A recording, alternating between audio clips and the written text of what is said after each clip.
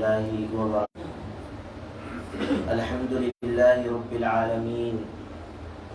والصلاة والسلام على سيدنا محمد صلى الله عليه وسلم. كان أفصح الناس لسانا وأوضحهم بیانا ثم اما بعد.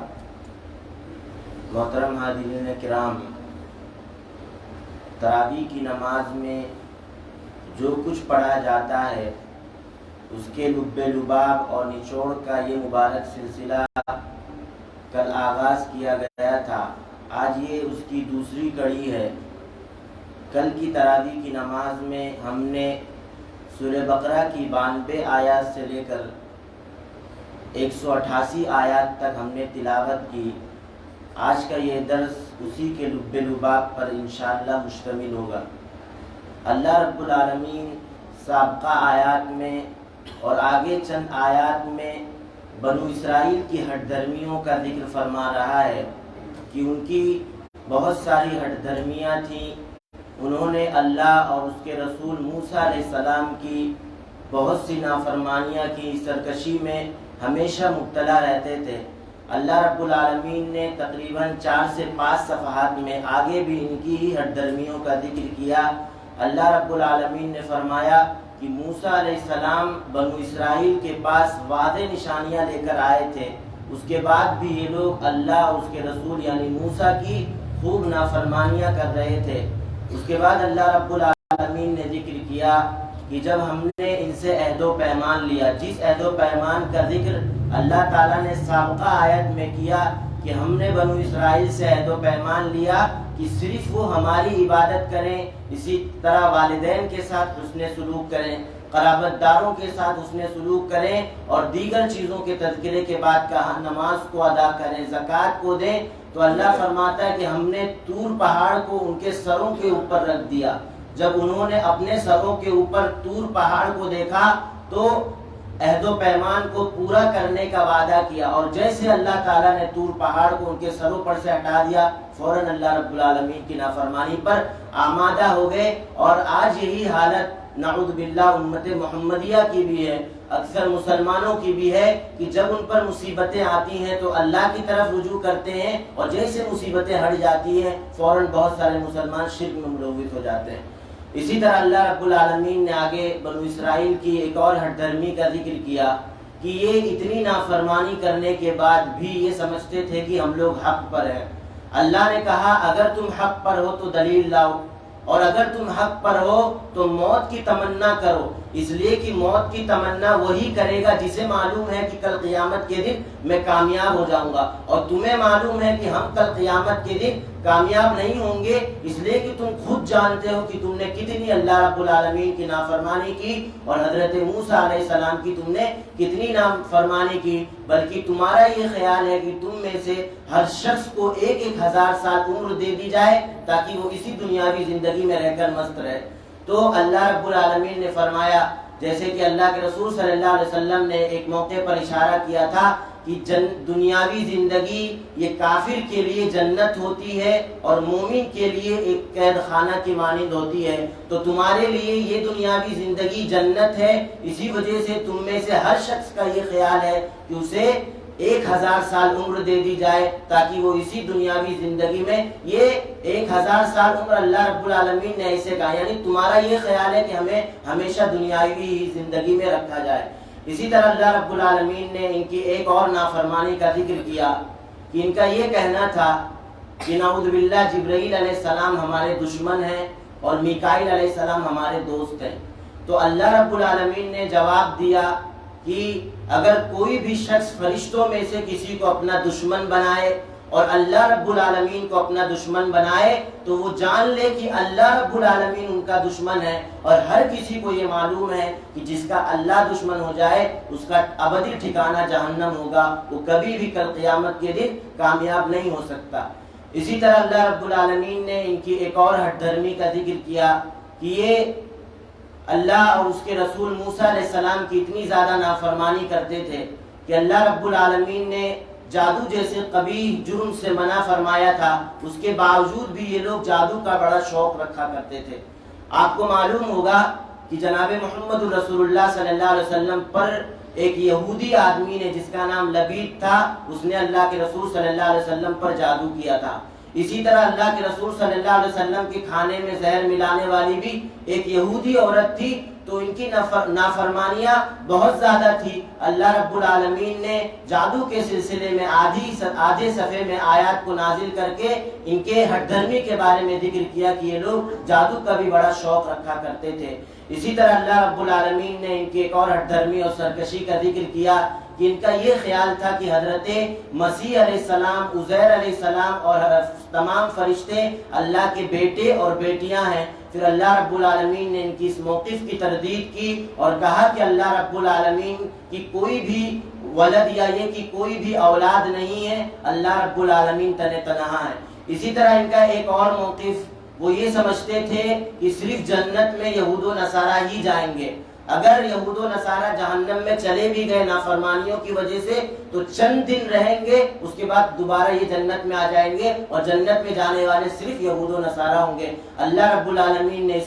ان کی اس موقف کی بھی تردید کی، کہا تم بغیر دلیل کی بات کر رہے ہو، اگر معاملہ ایسا ہی ہے تو تم دلیل لے کر آؤ۔ اس کے بعد اللہ رب العالمین نے کہا جناب محمد رسول اللہ صلی اللہ علیہ وسلم کو مخاطب کر کے کہ نبی صلی اللہ علیہ وسلم یہ یہود و نصارہ آپ کی برابر مخالفت کرتے رہیں گے، جب تک آپ ان کے ملت کی پیروی نہیں کر لیں گے اس وقت تک یہ آپ سے کبھی بھی خوش نہیں ہو سکتے۔ اور اے نبی صلی اللہ علیہ وسلم تمام لوگوں کو بتلا دیجئے کہ دین اسلام ہی حق دین ہے۔ اگر موسیٰ علیہ السلام بھی زندہ ہوتے، جیسا کہ اللہ کے رسول صلی اللہ علیہ وسلم نے ایک موقع پر فرمایا تھا، تو انہیں بھی میری شریعت کی اتباع کرنی ہوتی۔ اے نبی صلی اللہ علیہ وسلم، اللہ تعالیٰ نے نبی صلی اللہ علیہ وسلم کو مخاطب کیا اور دیگر مسلمان بھی مراد تھے۔ اللہ نے نبی صلی اللہ علیہ وسلم کو مخاطب کر کے کہا اے نبی صلی اللہ علیہ وسلم، ہدایت کے وعدے ہونے کے بعد بھی اگر آپ دیگر لوگوں کے کلچر کو فالو کرتے ہیں تو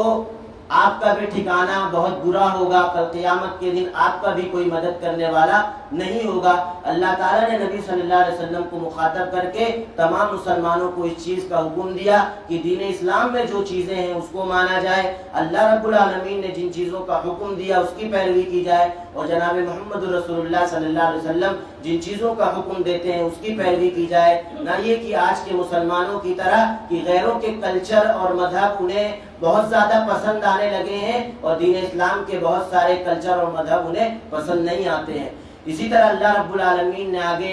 بنو اسرائیل کی بات کو ختم کر کے انبیاء علیہ السلام کا تذکرہ کیا۔ اللہ رب العالمین نے حضرت ابراہیم علیہ السلام کے بارے میں ذکر کیا کہ جب وہ خانہ کعبہ کی تعمیر کر رہے تھے تو اللہ رب العالمین سے دعا کر رہے تھے کہ اللہ تعالیٰ ہمارے اس بابرکت عمل کو قبول فرما۔ اسی طرح مکہ کے سلسلے میں دعا کر رہے تھے کہ اللہ تعالیٰ اسے امن و امان والا شہر بنا۔ اسی طرح حضرت یعقوب علیہ السلام کا ذکر کیا کہ انہوں نے اپنے بیٹوں کو وصیت کی کہ میرے مرنے کے بعد تم کس کی عبادت کرو گے؟ تو تمام لوگوں نے کہا کہ ہم آپ کے آبا و اجداد کی عبادت کریں گے، یعنی ہم اللہ وحدہ لا شریک کی ہمیشہ عبادت کرتے رہیں گے۔ تو دیگر انبیاء کا اللہ رب العالمین نے تذکرہ کرنے کے بعد اللہ تعالیٰ نے دوسرے پارے کا آغاز کیا، اور اللہ رب العالمین نے دوسرے پارے کا آغاز کس بات سے کیا؟ تحویل قبلہ کے سلسلے میں کیا کہ ہجرت کے بعد جناب محمد رسول اللہ صلی اللہ علیہ وسلم اور تمام مسلمانوں نے تقریباً 16 یا 17 ماہ یعنی مہینہ بیت المقدس کی طرف رک کر کے نمازوں کو ادا کیا تھا، اور اللہ کے رسول صلی اللہ علیہ وسلم کی برابر یہ خواہش رہی تھی کہ ہمارا قبلہ بیت اللہ یعنی خانہ کعبہ ہو جائے۔ اللہ رب العالمین نے رسول گرامی صلی اللہ علیہ وسلم کی اس خواہش کو پورا کیا اور قیامت تک مسلمانوں کا قبلہ خانہ کعبہ کو بنا دیا۔ تو اللہ رب العالمین نے اس چیز کا بھی تذکرہ تقریباً 1 صفحے میں کیا کہ اللہ کے رسول صلی اللہ علیہ وسلم سمیت تمام صحابہ کرام بیت المقدس کی طرف رک کر کے نمازیں ادا کیا کرتے تھے۔ اس کے بعد انہیں حکم دیا گیا کہ وہ اپنے رخ کو خانہ کعبہ کی طرف موڑ لیں، اور تمام صحابہ کرام نے موڑا، اور کچھ صحابہ کرام ایسے تھے جو یہ سمجھتے تھے کہ جب ہم بیت المقدس کی طرف، اور یہود و نصارہ بھی سمجھتے تھے، وہ خوش تھے جب بیت المقدس کی طرف ان کو رخ کر کے نماز پڑھنے کا حکم دیا گیا، جب تحویل قبلہ کر دیا گیا تو یہود و نصارہ یہ ناراض ہو جاتے ہیں، اور چند مسلمان بھی ایسے تھے کہ ان کے دلوں میں بھی چیمگوئیاں مچنے لگتی ہیں۔ تو اللہ رب العالمین فوراً اس موقف کی تردید کرتا ہے کہ نیکی اس بات کا نام نہیں ہے کہ تم اپنا قبلہ مشرق کی طرف کر لو یا مغرب کی طرف کر لو، صرف نیکی یہ نہیں ہے، بلکہ نیکی تو یہ تھی کہ اللہ رب العالمین نے تمہیں حکم دیا، چاہے جہاں قبلہ اپنا رخ کرنے کا حکم دیا تمہیں کر لینا چاہیے۔ اور حقیقی معنوں میں نیکی یہ ہے کہ ایک انسان اللہ پر ایمان لائے، تمام نبیوں پر ایمان لائے، فرشتوں پر ایمان لائے، اسی طرح زکوٰۃ کو ادا کرتے رہے، نماز کو قائم کرتے رہے، اور دیگر چیزوں کا اللہ رب العالمین نے تذکرہ فرما کر کہا کہ اگر یہ ساری چیزیں ایک انسان کرتا ہے تو حقیقی معنوں میں متقی وہی ہے۔ اسی طرح اللہ رب العالمین نے روزے کے احکام و مسائل کو تقریباً 2 صفوں میں یا 1.5 صفوں میں بیان فرمایا کہ ہم نے روزوں کو کیوں فرض کیا، تاکہ ایک انسان کے اندر تقوی پیدا ہو جائے۔ رمضان المبارک کا مہینہ ہم نے دیا تاکہ ایک انسان اپنے آپ کو ٹرینڈ کر لے، اور بقیہ آنے والی زندگی جس طرح رمضان المبارک میں خوب عبادتیں کی، اپنے آپ کو ٹرینڈ کر لیا، بقیہ آنے والی زندگی میں بھی وہ اللہ رب العالمین کی کثرت کے ساتھ عبادتیں کرتے رہے۔ اسی طرح اللہ رب العالمین نے وعدے کیا کہ روزے کے سلسلے میں معذور لوگ کون ہیں۔ میں نے پچھلے 4 سے 5 دنوں پر یہ درس دیا تھا کہ روزے کے سلسلے میں معذور لوگ کون ہیں، شریعت نے کن لوگوں کو معذور سمجھا۔ تو میں نے تقریباً 4 کیٹیگری میں سارے لوگوں کو بانٹا تھا۔ پہلی کیٹیگری میں وہ لوگ آتے ہیں کہ جنہیں نہ تو بعد میں قضا کرنا ہے اور نہ بعد میں فدیہ دینا ہے، اور اس میں 2 طرح کے لوگ آتے ہیں، ایک مجنون آتا ہے، اور اسی طرح ایک شخص وہ جو ابھی سن بلوغت کو نہیں پہنچا، بالغ نہیں ہوا۔ یہ 2 شخص ایسے ہیں کہ جنہیں بعد میں نہ تو قضا کرنا ہے اور اسی طرح نہ بعد میں فدیہ دینا ہے۔ اسی طرح دوسری کیٹیگری میں بھی 2 لوگ آتے ہیں کہ جنہیں بعد میں فدیہ ادا کرنا ہوتا ہے، ایک وہ بیمار جو دائمی بیماری میں ہے، اسی طرح ایک بوڑھا شخص یا یہ کہ بوڑھی شخص جو روزہ رکھنے کی طاقت نہیں رکھتی، تو شریعت انہیں حکم دیتی ہے کہ وہ لوگ فدیہ ادا کر دیں۔ اسی طرح تیسری کیٹیگری میں بھی چند لوگ آتے ہیں، میں نے تذکرہ کیا تھا کہ انہیں بعد میں قضا کرنا ہے، ایک وہ بیمار شخص جو وقتی بیماری میں ہے، ایک مسافر جو حالت سفر میں ہے، اسی طرح وہ عورت جسے ماہواری خون آتا ہے، اور اسی طرح وہ عورت جس کے ہاں بچے کی ولادت ہوئی ہے، تو جب تک خون آتا ہے وہ روزے سے رکی رہے گی، اور جتنے دنوں تک اس کا روزہ چھوٹ جاتا ہے بعد میں وہ قضا کرے گی۔ اور چوتھی کیٹیگری کے بارے میں نے کہا تھا علماء کرام کا اختلاف ہے، آیا وہ قضا کریں گی یا فدیہ دیں گی، اور اس میں حاملہ عورت آتی ہے اور دودھ پلانے والی عورت آتی ہے۔ تو علماء کا کہنا ہے اگر اسے یہ خیال ہے کہ بعد میں وہ قضا کر سکتی ہے تو وہ قضا کرنے کی نیت سے روزوں کو چھوڑ کر بعد میں قضا کرے۔ اگر اس کا یہ خیال ہے کہ میں بعد میں قضا نہیں کر سکتی، دوبارہ عمل ٹھہر سکتا ہے وغیرہ وغیرہ، تو وہ فدیہ دینے کی نیت کر لے، جتنے دنوں تک وہ روزہ چھوڑے گی اتنا وہ مسکینوں کو کھانا کھلا دے گی۔ تو اللہ رب العالمین نے ان ساری چیزوں کا اجمالاً تذکرہ کیا، اور علماء کرام نے، مفسرین کرام نے مفصلاً احادیث مبارکہ کو سامنے رکھ کر ان ساری چیزوں کا تذکرہ کیا۔ اسی طرح اللہ رب العالمین نے روزوں کے احکام و مسائل کو جب بیان کر رہا تھا تو دعا کے بھی سلسلے میں بیان کیا۔ یہ اس بات کی طرف اشارہ ہے کہ رمضان المبارک کا مہینہ اللہ نے ہمیں عنایت کیا تاکہ ایک انسان جو گناہوں میں مبتلا ہے وہ اپنے آپ کی اپنی بخشش کروا لے۔ اسی وجہ سے حدیثوں میں آتا ہے کہ جناب محمد رسول اللہ صلی اللہ علیہ وسلم نے فرمایا کہ فرشتے نے مجھ سے کہا تھا کہ وہ شخص ہلاک و برباد ہو جائے کہ جسے رمضان المبارک جیسا بابرکت مہینہ مل جائے، رمضان جیسا بابرکت مہینہ مل جائے، اس کے بعد بھی وہ اپنی بخشش نہ کروا سکے، تو اللہ کے رسول صلی اللہ علیہ وسلم اس پر آمین کہتے ہیں۔ تو اللہ رب العالمین نے روزے کے احکام و مسائل کا جہاں ذکر کر رہا تھا، استغفار کے سلسلے میں بھی توبہ و استغفار کے سلسلے میں ذکر کیا، یہ بتلانے کے لیے کہ رمضان کا مہینہ استغفار کرنے کا مہینہ بھی ہے، ایک انسان کثرت سے اللہ رب العالمین سے اپنے گناہوں کی معافی مانگتا رہے۔ اسی طرح آخر میں اللہ رب العالمین نے ذکر کیا کہ طلوع فجر سے لے کر غروب شمس تک ایک انسان کھانے پینے سے رکا رہے اور جمع کرنے سے بھی رکا رہے، البتہ روزے روزے کے بعد یعنی غروب شمس سے لے کر صبح طلوع فجر تک وہ کھانا پینا جس طرح چاہتا ہے، جو چاہتا ہے کھا سکتا ہے، اپنی بیویوں سے بھی جماع کر سکتا ہے۔ تو ان ساری چیزوں کا اللہ رب العالمین نے اجمالاً تذکرہ کیا۔ تو یہ چند باتیں تھیں